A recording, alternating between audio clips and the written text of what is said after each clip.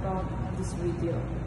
Chapters 11 through 15 explore key philosophical and ethical frameworks that shape our understanding of morality, justice, and the role of belief systems in a rapidly evolving world.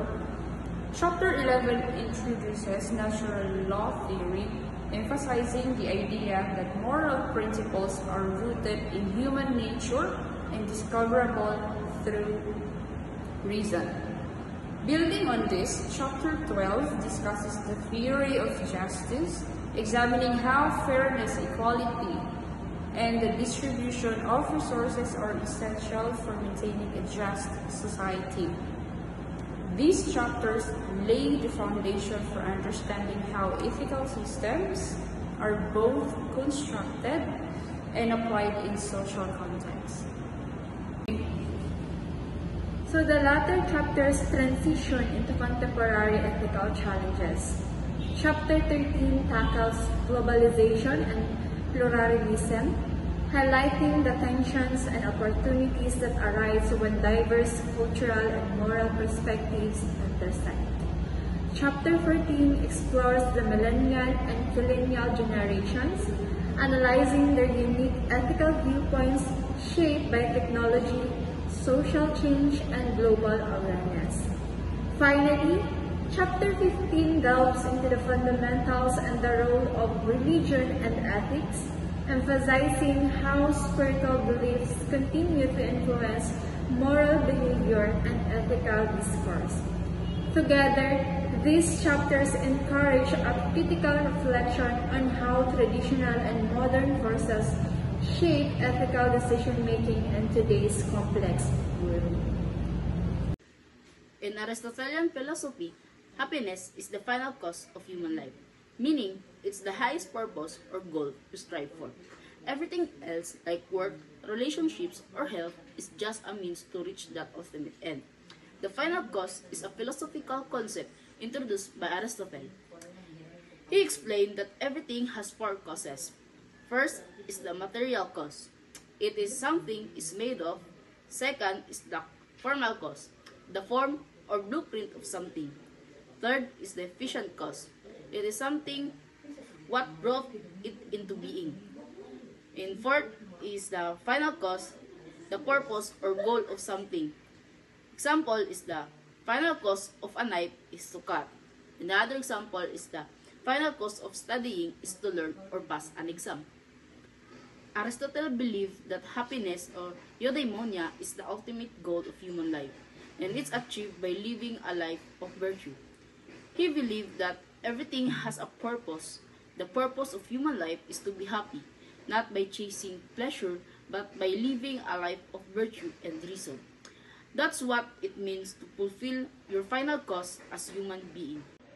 According to Aristotle and many philosophers, true happiness or eudaimonia isn't just about pleasure or success. It comes from living a life of virtue.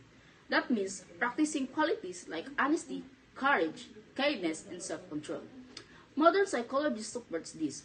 People who live with purpose, act morally, and help others often experience deeper, more lasting happiness than to those who chase only comfort or material things. In short, real happiness comes from being a good person, not just feeling good. Being moral as human nature. So Aristotle and Saint Thomas Aquinas view the morality as rooted in human nature, specifically in the rational part of our soul, so which enables we humans to know moral principles and distinguish the right from wrong. While the natural inclination to good, humans have a natural inclination to pursue good and avoid the evil. So as reason apprehends what is good.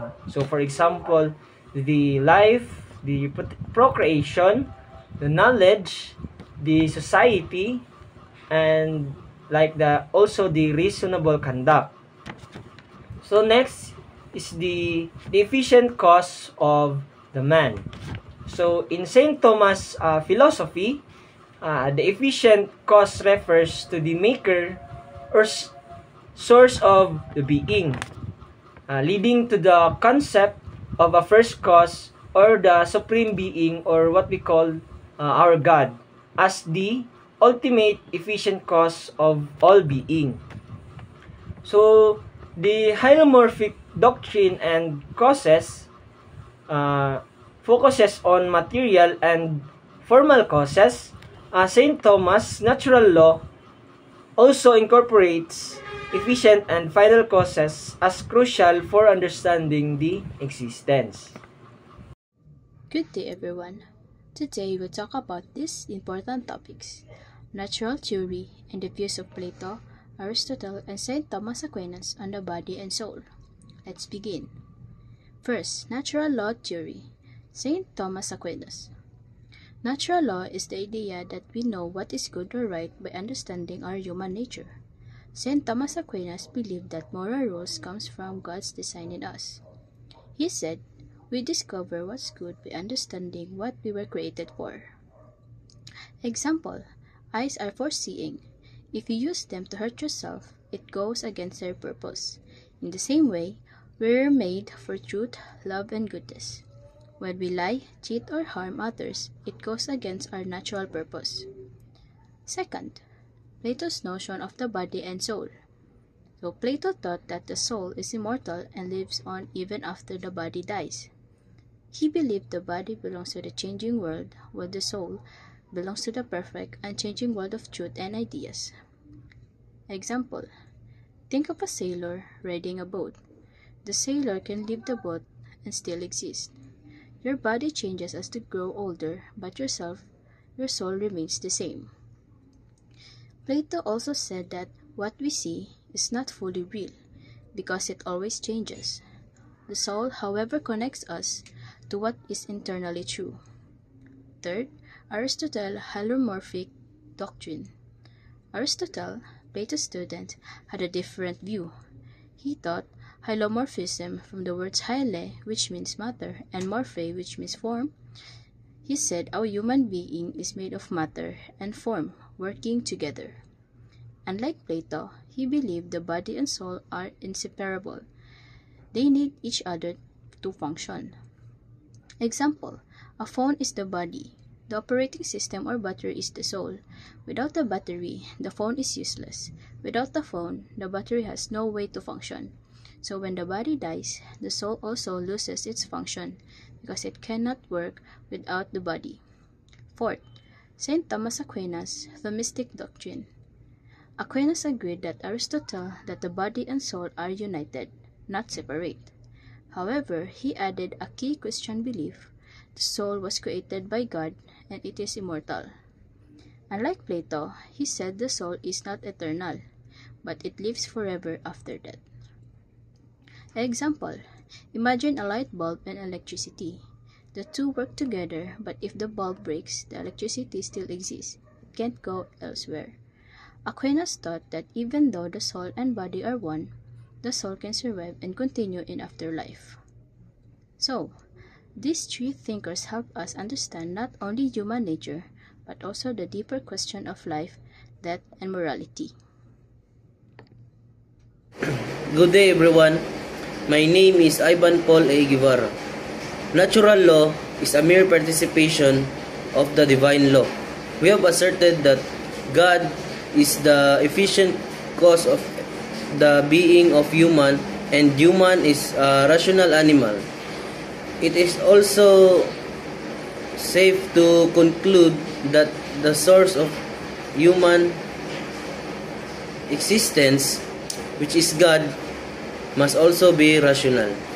In St. Thomas' tenet, one cannot give what one does not have, means that a person cannot share or offer something they don't possess. For example, you can't give love, kindness, or knowledge to others if you don't have those things within yourself first.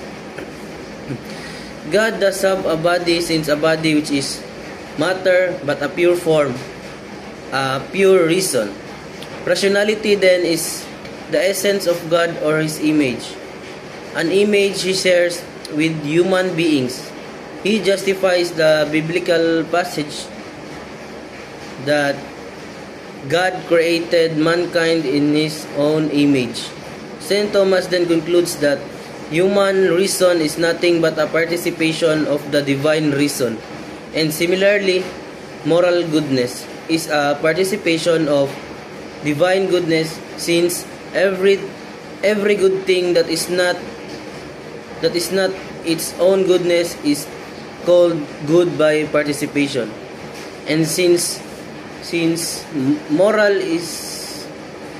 man is moral by virtue of its being rational, it follows that God is the source of all goodness, since He is also the divine reason. God is the sovereign good, admitting no intermixture of evil. By this, St. Thomas philosophically supports the biblical passage, "None is good but good alone," because God is truly perfect and completely good. It reminds us that human makes mistakes no matter what, no matter how wise or how kind we are.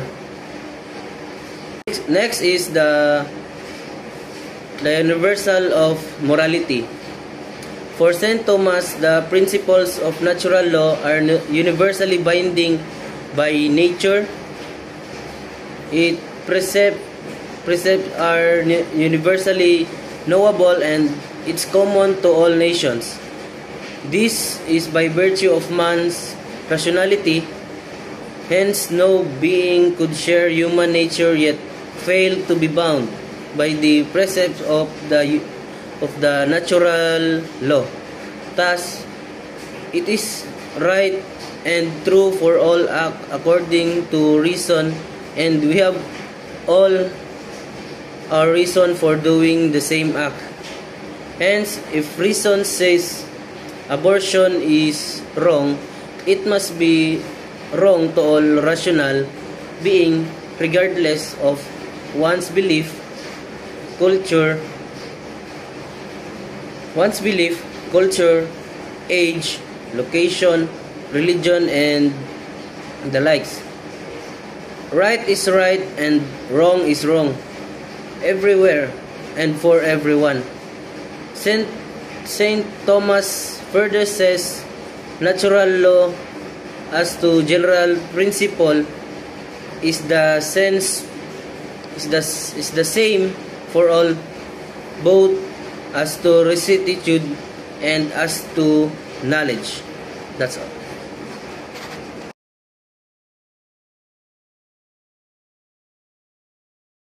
Hello everyone, good day. Today I will talk about the theory of justice by John Rawls. So for him, he said that justice means fairness. So a fair society is where everyone agrees on the same rules and where everyone is treated equally, not just the majority. So he did not agree with utilitarianism, a belief that it's okay to sacrifice a few people for the good of many. So Rawls said that is unfair, and we should also protect the rights of the minority. So John Rawls, he also shared the idea of the original position, which is it's like imagining we don't know our status in life, rich or poor, so we can choose fair rules for everyone. So Rawls believed that these fair rules should become the basis of laws on society. So to sum it up, Rawls taught us that justice is about being fair to all, so and not leaving anyone behind. So that's all everyone, thank you. Street children were featured working, hungry, and lacking protection. If we apply Rawls' principle, they should be given equal rights, access to education, food, and safety. Government policy should prioritize the welfare of the most disadvantaged member of the society. Behind every traffic light stop is a child chasing survival. These are Batang Lansangan, Children work not by choice, but by circumstances. They face danger, hunger, and are often forgotten. According to philosopher John Rawls, a just society protects the most vulnerable. If we wear his veil of ignorance, not knowing if we'll be rich and poor, won't we create a society where children have the same changes in life? Justin Rose reminds us it isn't just about fairness on paper. It's about the real action, feeling the hungry, protecting the voiceless, and giving every child the right to dream.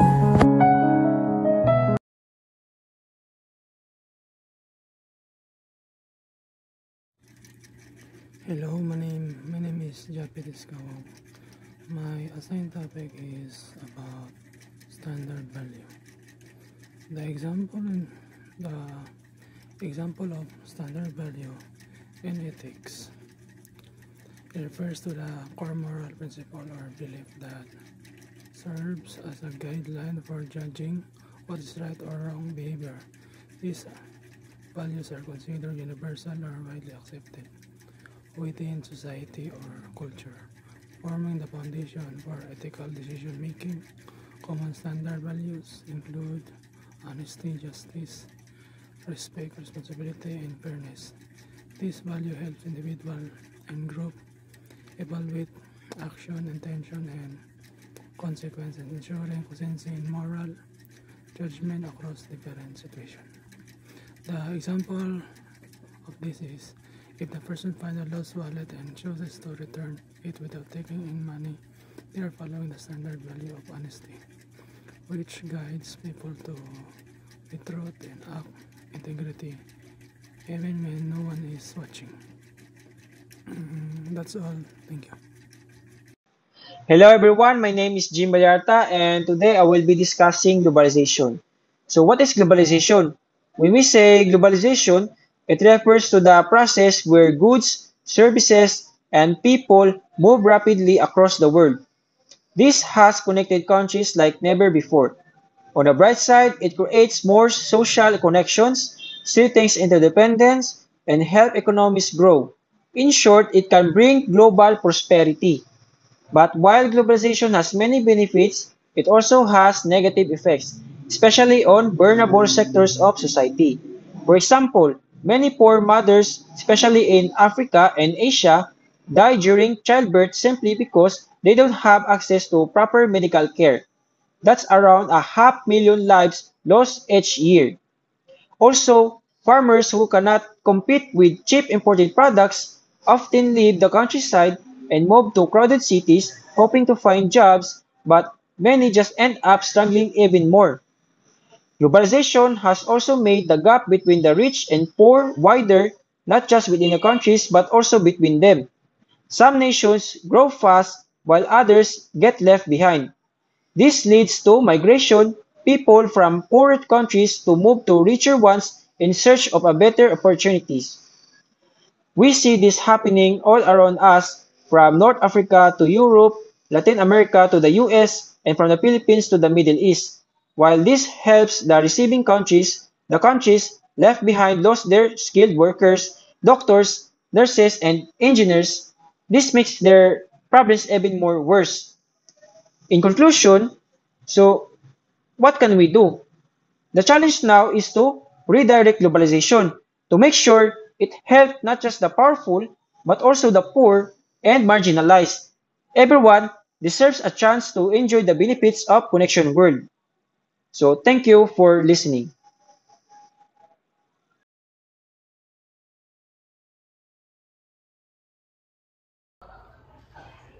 Oh, hello everyone. So, my name is Joshua. So, I'm born between 1981 and 2000. So, we are the children of the digital revolution. So, we are raised on like these gadgets, Google, and globalization. So, we are the tech savvy, multitasking, and diversity loving individuals. So, but behind the screens and hashtags, it lies a generation shaped by pressures from family expectations to the demand for success and independence.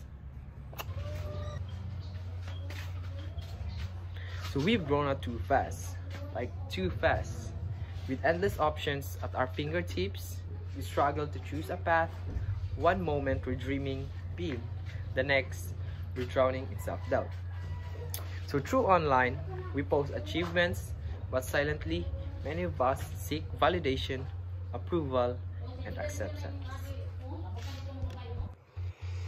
So millennials long for something deeper, something to believe in. We collaborate, we connect, we create communities, and often virtually, where our creativity and values shine. We are millennials, and we have the power to define what comes next.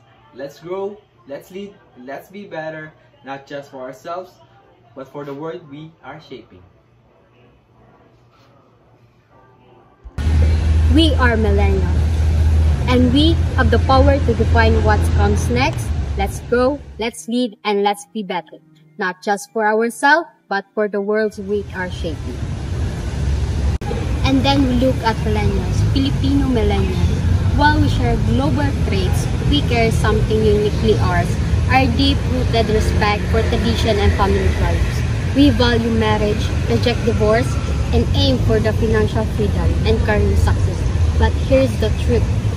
Some of us are least likely to report unethical behavior. We might misuse resources or stay silent about wrongdoing, all for the sake of personal gain or conflict avoidance. We express ourselves online, sometimes through negativity, questionable posts, or harassed criticism. But this isn't the end of our story. This is the action and who we are. These are the symptoms of a generation still learning and still growing. What we need is dialogue with our elders, with each other, to build bridges between the tradition and modernity, to raise ethical standard of everyone.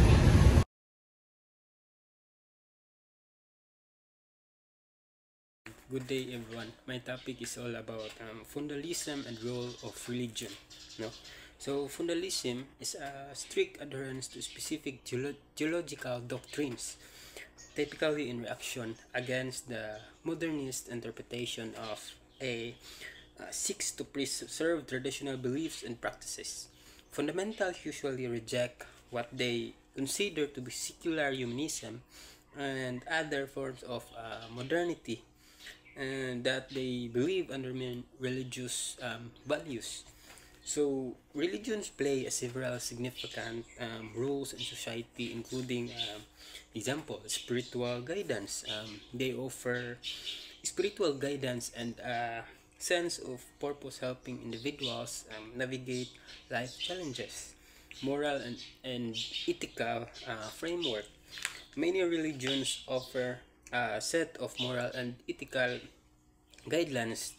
Street followers are encouraged to adhere to these principles, often emphasize virtues such as compassion, honesty, and justice. So, when I say that fundamentalism and role of religions, like example, so to illustrate the role of religion, consider Christianity influence on Western society. The Ten Commandments, which are foundational to Christian ethics, have uh, found impact on Western legal system. Similarly to the concept of charity and compassion found in Christianity has inspired numerous and social service organization, or yes, organization, something like that. And for me, that's all about fundamentalism and religious rule of society, so thank you. Good day. So my topic is all about religious fundamentalists. Not all beliefs are right. That's why we ask and explore. Did you know that there are people called religious fundamentalists? They believe that their religious holds absolute truth, and they interpret their holy book like Bible or Quran. Literally, for them, what's written in law are no question asked. But wait, study shows that many fundamentalists came from different backgrounds. They faced poverty, lack of education, jobs, or live in areas with high crime. That's why they turned to religious as the way to escape their struggles instead of holding for practical evidence-based institution. So this can be dangerous. Some take these beliefs to the extreme. For example, suicidal bombings believe that they are serving God, but their actions harm innocent people who are just praying, walking, or shopping. So, what should we do? Experts say that we need educational compassions and supports the government and community must work together to help these individuals become productive, ethical members of the society. So, in the world full of misinformations and blind beliefs, a wise person is someone who asks questions, seeks the truths, and learn from it. So, I am Shiname Heralda, so I'm the member of Group G. So, thank you.